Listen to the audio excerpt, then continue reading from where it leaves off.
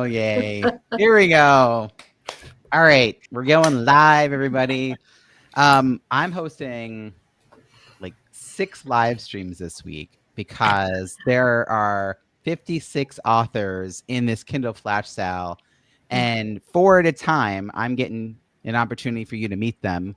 Other authors have offered to host some live streams as well. So you might see these popping up around LinkedIn. I'm really excited that we are collaborating this way. And books in this really range. Today we're going to be talking about a range of topics. So if you're an author, want to be an author, or just want to be supporting authors, know that all of the books are lowered to 99 cents. Some are $1.99 based on the Kindle file size, but you'll find them all at kindleflashsale.com. Definitely check that out. But first, listen in for a little bit of this. With me today, I have 4 authors from this campaign, and I'm going to invite each of them to introduce themselves briefly and talk about their book and specifically who would be the ideal reader for that book. So let's kick things off with Bill. Welcome, Bill. Thanks for being here. Yeah, thanks for having me. It's a pleasure. And I've already met a lot of the authors as we've been talking on LinkedIn and buying each other's books and reviewing. So it's great so far. So this is my second book. It's called What Every CEO Must Know, 37 Secrets to Lead with Confidence and Power. My first book was also about CEOs, rookie CEOs. So my target market is very clear. It's first-time CEOs, founders, and stuck CEOs, because I have this firm belief that a lot of these founders, CEOs, first-timers, and stuck CEOs have imposter syndrome when they go to bed. They just have this face when they come into the office. And so my goal has been, after 5 decades in technology, the last 35 years as a senior executive, before I semi-retired in 2020 and wrote my first book, is to help people uncover their blind spots and have an action plan, disciplines, build muscles into their daily routines. And this book is incredible to me because I designed this book as a reference book. They're real stories from real CEOs. I do the writing, but most of these CEOs wrote their story. So awesome. All right, we'll hear a little bit more about it as we go. Let's now see what Chris has in store for us. Dr. Chris Johnson. Welcome, Dr. Chris. Thanks, Robbie. So my book, I'll hold it up here for those who might be interested. The Leadership Pause: Sharpen Your Attention, Deepen Your Presence, and Navigate Your Future.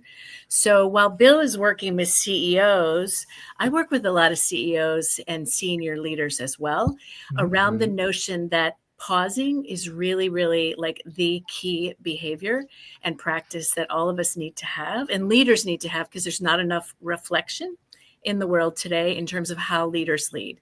I talk about embodied leadership. Mindfulness is interwoven there. And I too tell lots and lots of stories that come straight from my clients. Fantastic. We'll leave it at that. Great. Thank you. Michelle, how about you? I'm going to copy everybody else. And I was like, oh, I can actually reach my book. The Connector's Advantage, 7 Mindsets to Grow Your Influence and Impact. And just my most recent book. And Robbie's going to hate this answer, but it's really for everyone and anyone who believes in the power of relationships, who really wants to have a deeper impact. And it's a little bit geared towards corporate audiences. But when I did the research, I thought we were all kind of born a certain way, like that we just had it or we didn't. And what I realized is that anybody can be a connector. And that's why I wrote this book, is that anybody can have the results faster, easier, and better. And that's what happens when you are connected. And so, sorry, Robbie, I know you want me to we'll talk more about how that fits in with it. Yeah, it's good. Sandy, she's teasing me because I'm like, be specific. Michelle, right? Sandy, bring us back up to speed here. All right, perfect. I'm Sandy Gerber. Hello, everyone. I'm the author of Emotional Magnetism: How to Communicate to Connect in Your Relationships. So my book is for people who are feeling tired of being misunderstood at work, at home, with a holiday relative. And I wrote it after discovering emotional motivation research in the 60s. And I applied that research in my own relationships and completely transformed them. So this is a story, as well as a bunch of tools in this book that help people. I went from a really failed marriage to a phenomenal 11-year love story marriage using the tools in my book. And so I really wanted that for everyone else in the world. We need more love and acceptance. So there's a quiz in the book that helps you figure out your emotional magnet, what your emotional motivation is. And once you know that, everything changes. I love it. And while I have you, Sandy, this is a new campaign for you. This is your first time participating in Kindle Flash Sale. I'm curious how you heard about it, what you thought about it once you were like, what is this thing? And how does joining and lowering your Kindle book price to 99 cents fit in with your other marketing, if you have other marketing strategies for your book? Yeah, well, it's just an excuse to work with you, Robbie. You're a pro, right? I've read all your books, and it was just a matter of a stepping stone. I'm gonna blush here. I know, but mostly, and also, there's just so many benefits to it. It's not about the price at all. It's really about aligning and connecting. That's what my whole mission is, to help people to connect. And so is this Michelle, right? So it's really about having us readers connecting with each other and helping us reach more readers through our community and our network, instead of marketing alone in our sweatpants. So it's really you don't know what I'm wearing. Yeah, okay, right. But it's got a huge ripple effect, this campaign. Yeah. So I'm thrilled, and I've read some amazing books. Like I think I've read 43 of the 57, and they're phenomenal. That's amazing. So yeah, just to be a part of it. Thank you, Robbie, for making it happen. Okay, I've only done this. This is like the 5th time in my life that I've been able to do this, but here are my 4 books. So thank you, Sandy, for being the one who bought them. That was you. Got it. Yeah, that's great. Bill, what were you thinking about when it came to joining the Kindle Flash Sale? So it's interesting. I launched this new book on the 26th of October, the ebook, into 99-cent sale, which is how I launched my first book, and it was very, very successful.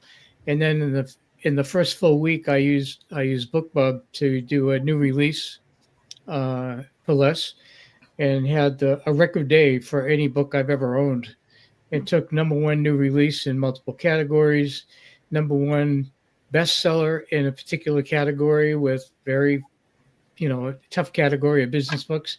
So it was right in the middle, and Jeremy Shapiro, who's in another cohort with me, recommended it. And I knew who you were from Christopher Johnson, who narrated my first audiobook.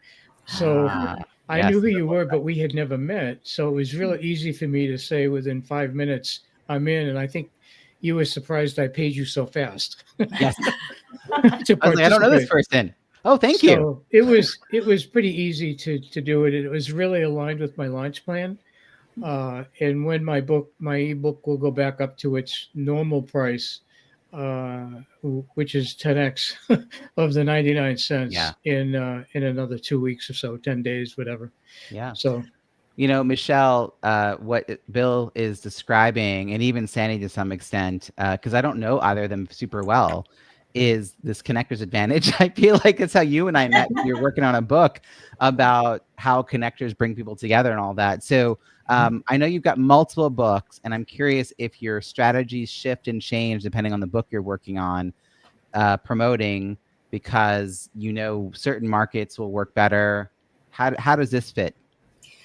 It's an interesting question, and as soon as I heard Sandy talking, I'm just like, ditto, just whatever you said. Yes, to work with Robbie, and yes, to just be connected to all these amazing authors. I do think there's a different marketing strategy based on the book, and 2 of my books are very similar. The likability and the connector advantage go together, and then I have 2 books which you can't really see on the top that are more based on interviewing, and one is specifically for veterans, and one is for everybody else. And so I think those 2 books are marketed similarly. Because they are more niche. And the other 2 books are more broad. And so I think when you have a niche audience, you do think about marketing it differently. But I know you didn't throw the question of why do I do this Kindle sale, but I want to answer that anyway. Besides for everything that everyone else said, is actually the ability to connect with the other authors. and to stay connected and to stay learning and to promote the idea of the benefits of reading and knowledge. So Yeah. a good excuse, because sometimes I get lazy with the marketing, and you keep me honest. Yeah, no, I mean, we host this 3 times a year now, April, July, and starting Cyber Monday, which is November or December, depending on the year. And it is sort of a reason to be more and more focused on the promotion of our book that maybe has fallen to the wayside a little bit with everything else happening.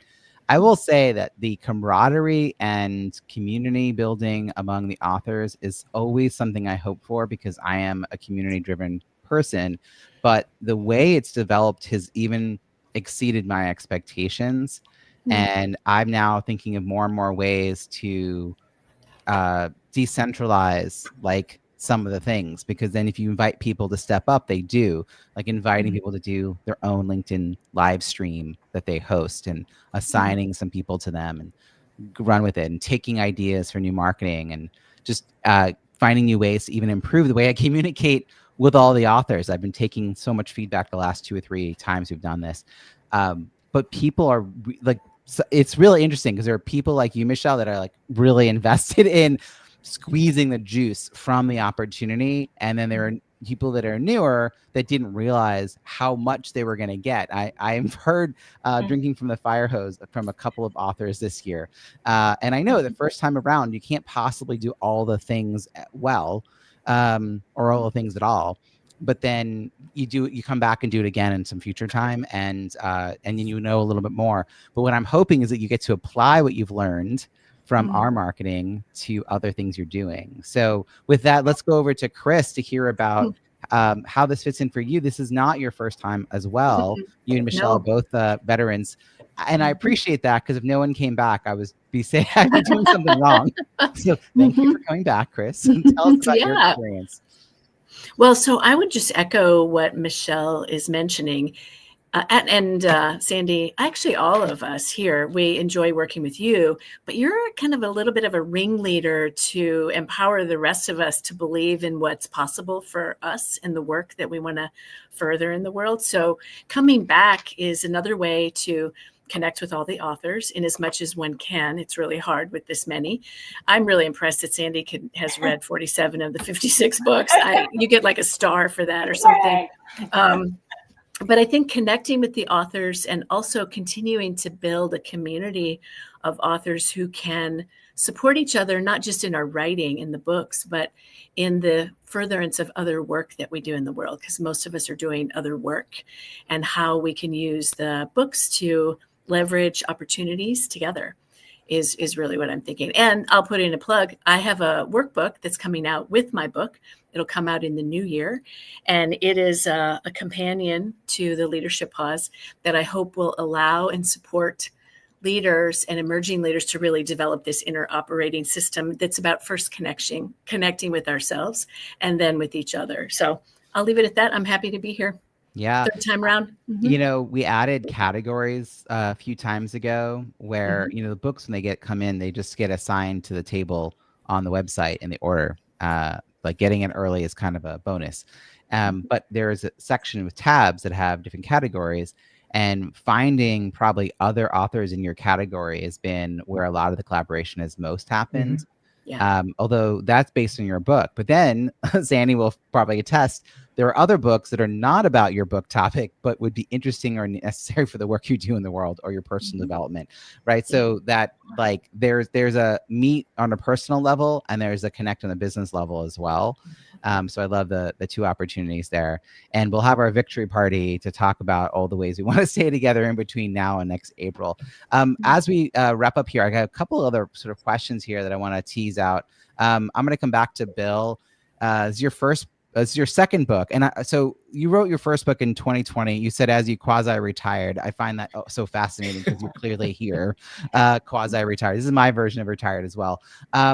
So how did you approach book 2 differently? Book 1, you probably had a little voice in your head saying, who might write a book? I think a lot of us go through something like that. But then you did write a book. So what was different about approaching book 2? So book 1, I started actually taking notes in 1998 for the first book. and said, when I retire, I'm going to publish a book. It just so happened that the pandemic was the flip my retirement days. And I'm older, I waited to retire till I was way older. So the second book is written with the purpose. As I said earlier, I want it to be a reference book. I want people to be able to read them. There are 37 chapters. They're all short stories where you can jump around to the topic that if you have a specific problem, you can go to a chapter that matches that particular problem you have and see what the takeaway is. Because they're the biggest mistakes these CEOs made, how they could have avoided it, how they recovered, and how they move forward. And some people did not recover. So what are the mistakes that can be made that you can't recover from? So they're kind of interesting. And Bill, do you have a speaking or coaching consulting that goes with the book? So I do. I started consulting actually before I wrote the first book. And so I was just a consultant for many years. Yeah. In fact, LinkedIn will show you that this is the 14th year anniversary. So I got a lot of congratulations today because this is December 1st. So in 2011, I started a consulting company and I worked full time a couple of times from those clients. And then in 2020, when I retired from corporate, it was actually a late stage startup. I finally left. And my clients come from the lead magnets in the book. Yes, that's where I was getting at. That's fantastic to hear. I love it. So let me move over to Sandy here. Sandy, this is your first book. Earlier, I was saying, we all have these messages in our heads about like who might write a book, and I think you were kind of nodding along there. So could you share a little bit about how you got past that? What was that like in your head, and how did you decide to actually write this? Clearly, you had a message that was worth sharing. Yeah. But I'm odd that you actually did it, right? There's the idea of it, and there's the actual doing of it. It was a journey, Robbie. Oh my goodness. It took, I did this part-time at night when my little ones were asleep for 8 years. I wrote the book. And in that I was doing research as well. My inner critic didn't go away. I just stopped giving her like, right? So I basically the book came from real mistakes, breakthroughs, the research that I applied in my own life. So people started seeing it. What's going on over there? How do you have that amazing relationship? What's the secret? And then I started writing it down. And from that, it evolved organically because people just want more connection in their life, right? At work and home. And so being able to do that, my inner voice went away because it wasn't about me anymore. It was about serving others, right? How did your book fit with a larger business plan? Is speaking, coaching? It's evolved, Robbie. Like I've gone from, now I'm a keynote speaker, I do training, I'm coaching, I group coaching. So, when you're behind a mission and a passion and a purpose, it doesn't become work anymore, right? You get out of bed and you're really thrilled to do what you do. So, and that's contagious, right? People want love in their life. We really need that in this world right now. So if I can give them a tool to help them say something nicer to someone that comes into their home and that brings them closer together, it's just the simple tools. And the thing that was so clear to me is that we weren't taught this stuff. None of us were taught this stuff. And so we had to kind of figure it out on our own. And when I learned these tools, I was able to discern them and make them simpler, make them really simple to apply. Now you've got them in your pocket and you can walk into any situation and create connection. So it just became my mission and my passion. I feel like all these books are really actionable. Like they're meant to be used. I think that's really cool. It's the kind of books I like to write as well. Chris, I'm going to come over to you. You and I got a chance to work together after your book came out. You learned a lot from me about the importance of reviews. We did a big conversation about that. I'd be curious, when you first started working on your book, what metrics did you think back then? Like when you were just started writing, what were some of the metrics that you were thinking were going to be important to measure that would help you know if your book was successful? And what changed over time once you actually became an author? That's kind of a loaded question. So I too had a book in me, I thought, and this was in 2019. And I started doing the research. I had been collecting stories like Bill. And then the pandemic hit and I had a really good excuse to write it. So naively, I thought that my book sales would be stupendous right away out of the gate. And like, oh, that would be it. And I was so not on that one. But I've learned from you, Robbie, that reviews are really important. And so part of what I've been doing this last fall, and then especially since you were really primed the pump for, I think, all of us, like spend this time getting new reviews. So I have about a half a dozen that are coming my way from my network, which is great.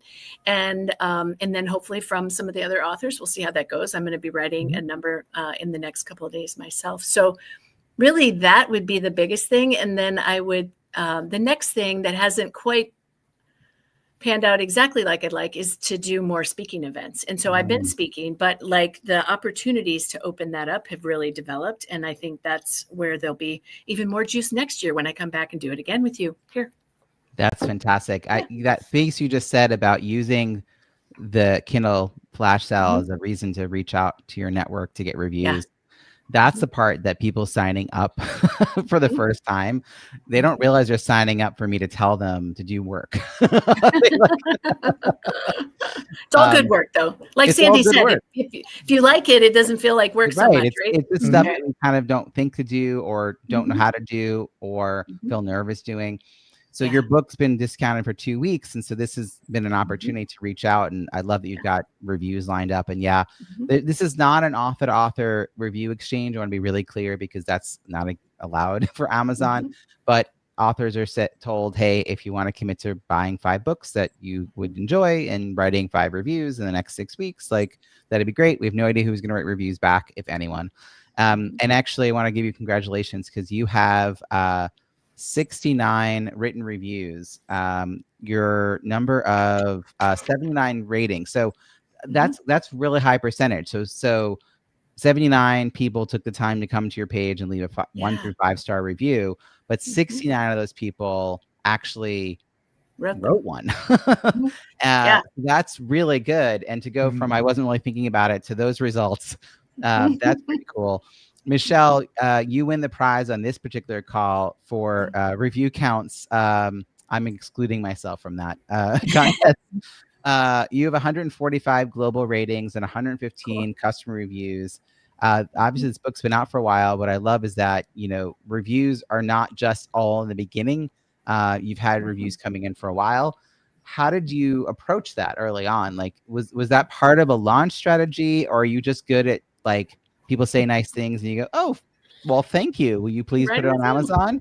Like, how do you continuously do it? So yes, it was part of the launch strategy. I sent out review copies. I actually probably sent one to you because anybody who contributed to the book, I sent a book and asked for the honest review. And so that, early on I got that, momentum. But yeah, I do exactly what you just said is anytime somebody reaches out to me on LinkedIn, says they like my book, no matter where they came from, I say, oh, you made my day. Thank you so much. If you have the time, I would really appreciate a review. And most of the time I get it's the least I could do. I'd be happy to. Where would you like it, Michelle? And so I also have, apparently quite a few reviews on Goodreads and Barnes and Noble. And because I don't tell them where to put it. I just said, you know what? Wherever platform you use, share what you think. Yeah. And how do you feel you measure success to your book? Since you've got the reviews locked down, and I know you have a business that relates to this, and it's not about book sales for you specifically, how do you think about what's important? Like, how do you know the book's working for your business? That's evolved over time. So, the first book was, back in 2011. And so it was all new. Everything was like, I got to talk. I saw somebody reading my book on a beach once. I'm like, oh, can I take a picture of her? I was talking to somebody, like sitting at a conference where I was speaking. I think I was speaking, and I was talking to somebody about my book, and somebody sitting behind me goes, oh, I'm reading that. Like those little moments for me were like gold. But that's not about the business, but that is about the reach. And I think that's part of how we define success in the book is the reach. It's people recognizing you for likability, for example. I mean, the Wall Street Journal called me when they were doing an article on likability. That to me is a measure of success. Yeah. Yeah. Yeah. You become known in a topic. So if somebody's doing something on connection, and if they reach out to me, it's that knowledge, it's that association. It is when they say, I'm looking for a speaker on this, my name's in the first 5. It is that, you put in, executive communications, and I'm in the first page of search results on Google. Now, I don't know about AI anymore, so that might mess with me. But there's different things that you don't realize expand your reach and build your business, that it's not always traceable. Right. But it's about doing the things that will help your book be discovered. So I'm going to mention 2 of my books that are related to what we've been talking about.